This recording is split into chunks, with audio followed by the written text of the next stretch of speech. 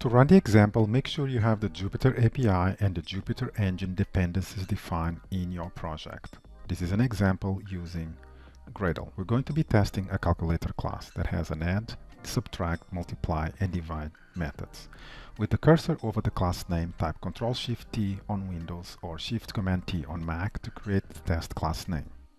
In the pop-up window, make sure to select JUnit 5 as the testing library and accept the default values for the class name, leave the superclass field blank, and the destination package.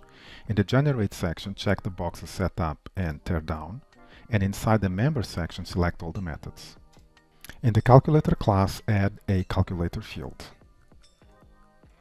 The setup method is automatically executed before each and every test method. Therefore, let's create an instance of the calculator field so that each test has a fresh copy of the calculator object. The teardown method is automatically executed after each and every test method. Though not strictly required in this very simple example, let's use this method to nullify the calculator field. Let's start by renaming the method add to add test, and let's write a very simple assertion.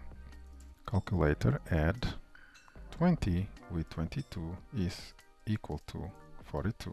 Okay? Run the example and make sure that it passes. As you can see, the test passes. Do the same simple assertions for the rest of the methods. Happy coding!